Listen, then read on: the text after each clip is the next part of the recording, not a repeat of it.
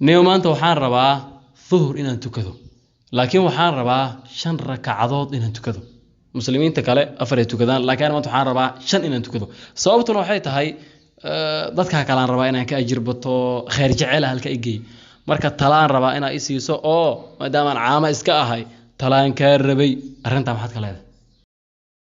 arinta waxaan ka leeyahay horta waa maadsan tahay dadka ahlu cilmiga ah ayaa weydiisay ilaahay quraankiisa wuxuu ku leeyahay suuratul anbiya aayada 7 iyo suuratul nahl aayada 43 fasalu ahla dhikri in kuntum la ta'lamun waxaan ku leeyahay dhuhurka ina shan tukata bidca way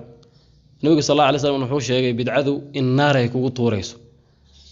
horta shan inaad tukato bidca waay midda kale wax walbo cibaado ah waxaad ogaataa qaacidan ku siin wax walbo cibaado oo ilaahay lagu dhawaanayo oo naar looga cararo janno lagu raadinayo ilaahay ridiisa lagu raadinayo waa in loo helaa daliil markaad u hesho ayaad waxan aad ilaahay ugu dhawaan karta oo cibaado laga dhigan karaa marka arintan sax ma aan ku leeyahay waxaan maqli jiray qof cilmi leh cilmigiisana aan ku dhaqmaynin kuwa sanamiyada caabuda asaga lagu raacdaaba oo sheekhu waxaan ku weydiinaa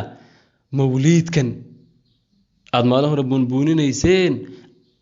maadaama uu yahay cibaado ilaahay loogu dhawaanayo janno lagu rabo naar looga cararayo ilaahay ridiisa adiga ii sheegtay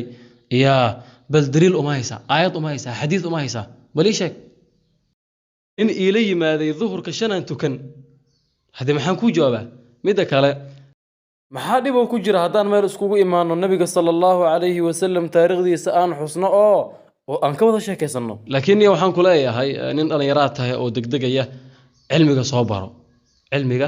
cilmiga soo baro intaas aan tala ku siinaya wax kale oo kugu dhagaran maayo sheeqow ana caama iska ahay af Soomaali ima qancinay ani daliilan raba ilaahay yaa yiri iyo rasuulka yiri arintii hore had waad i qancisay wax saxad ii sheegtay laakiin hadda xadiiska ma haayo aayadna kama haye wax i qancinaya ii sheeg waxaan ku leeyahay